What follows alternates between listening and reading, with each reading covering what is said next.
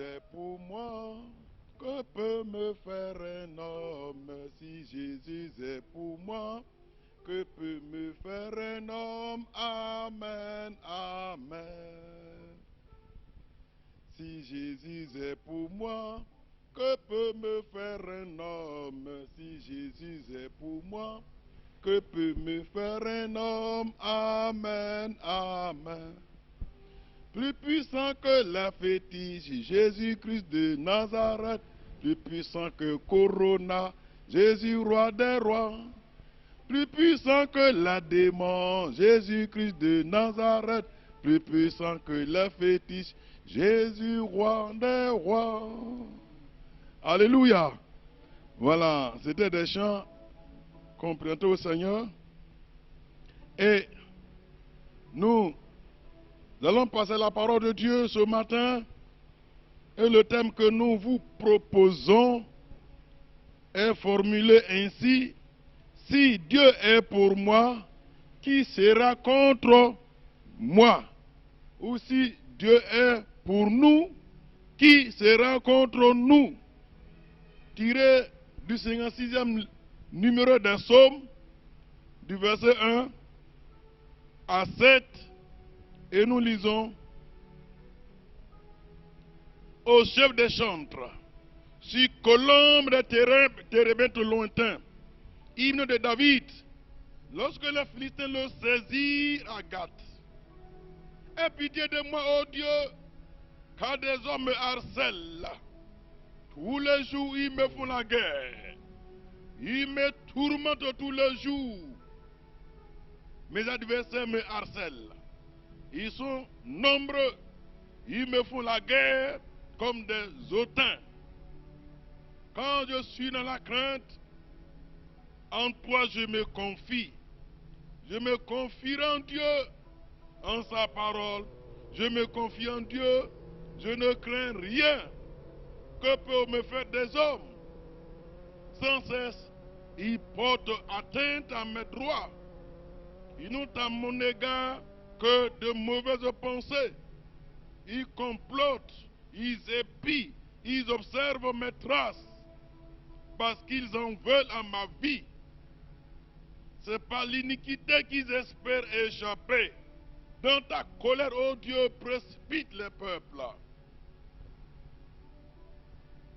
Si Dieu est pour nous, qui sera contre nous?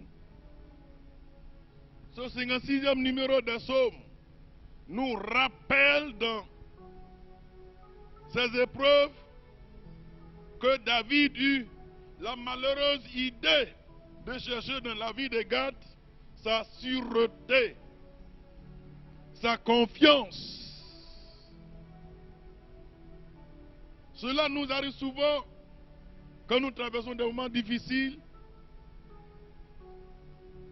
de faire recours à des moyens non conventionnels selon l'évangile.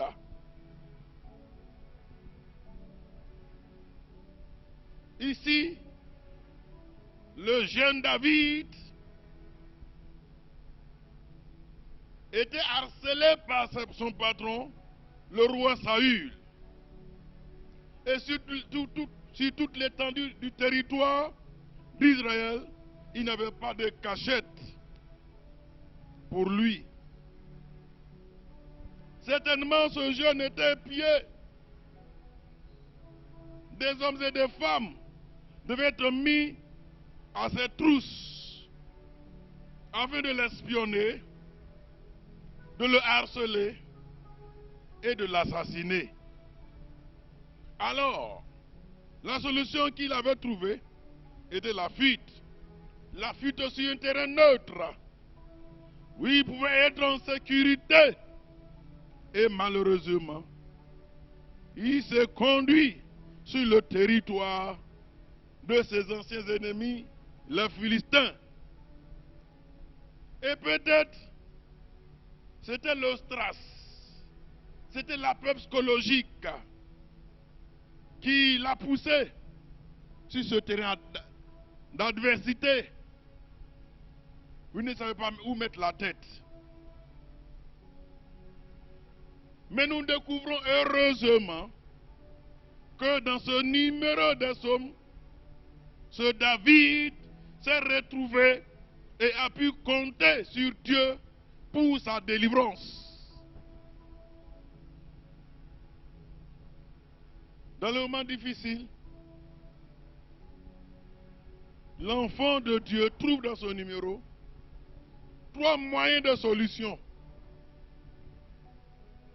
La solution de la foi, la solution de la parole de Dieu et la solution dans la prière. La solution de la foi.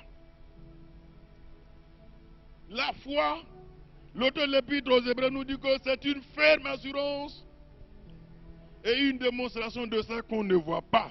Hébreux 11, verset 1. Quand les choses ne fonctionnent pas comme il le faut, l'enfant de Dieu doit se reposer sur l'Éternel. C'est-à-dire, il doit manifester sa foi en Dieu. Les moments difficiles sont le quotidien des humains sur cette terre des hommes. Pour y survivre, tout être humain, notamment l'enfant de Dieu, doit faire confiance en Dieu et lui confier la direction de sa vie.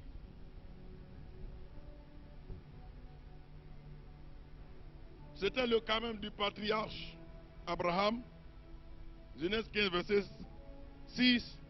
Abraham eut confiance en l'Éternel, qui le lui imputa en justice. La force de David était sa confiance en son Dieu. Si l'histoire retient que ce David fut le plus grand roi des Hébreux, c'était par le moyen de sa foi en l'Éternel.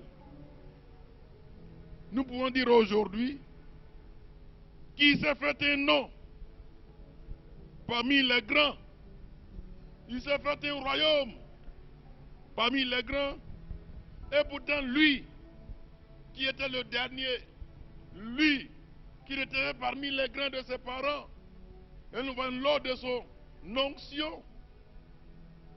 Mais, à la fin, c'est David qui a été fait le numéro 1. C'était grâce à sa foi en l'Éternel. Il a fait face, cet homme, à plusieurs difficultés dans sa vie.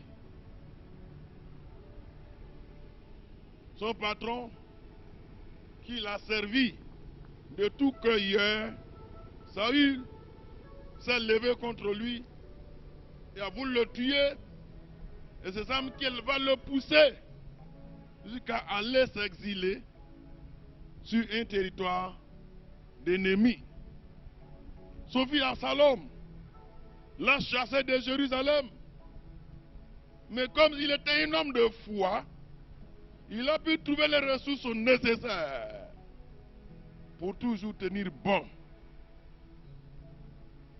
Mais dans tout ça, nous voyons que sa foi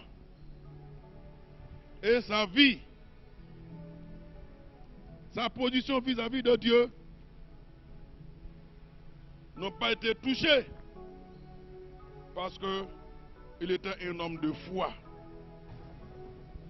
Il n'a pas été endommagé, il n'a pas été détruit par les épreuves de la vie qu'il a rencontrées parce qu'il était un homme de foi. Aujourd'hui, nous rencontrons des épreuves farouches, des épreuves au-delà de l'humain. Et on voit aussi un cas au quotidien, à savoir le corona. Ce virus qui fait ravage dans ce monde, qui a peur tout le monde, qui encaserne l'humanité, et les grandes nations ne savent pas où se reposer la tête. Et aujourd'hui, ce mal fait ravage. Tu as tué déjà presque 30 000 personnes le monde a peur. Ce mal est là pour nous dire, l'homme n'est rien. Ce mal est là pour nous dire, la vie de l'homme n'a rien sur la terre. Mais seulement rien ne vaut la vie de l'homme. Ce mal est venu humilier l'humanité. Seul notre foi, notre Dieu peut nous en faire sortir. C'est pourquoi, chers bien-aimés, restons accrochés à notre Dieu.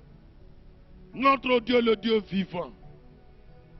L'autre de l'Épître aux Hébreux nous dit que pour l'avoir possédé, les aînés de la foi ont fermé la gueule des gueules aux lions, ont ressuscité leurs morts, ont fendu des mers, ont triomphé sur leurs ennemis, ont remporté des victoires dans la guerre. Et nous croyons aujourd'hui, chers bien-aimés, que si nous faisons confiance à notre Dieu, au Seigneur Jésus, en l'Éternel, au Roi des Rois, à celui qui est mort et qui est ressuscité le troisième jour, nous vaincrons le coronavirus. C'est pourquoi tenons bon. Notre Dieu n'a jamais perdu de combat. Il est le grand guerrier, le grand vainqueur, le général des généraux.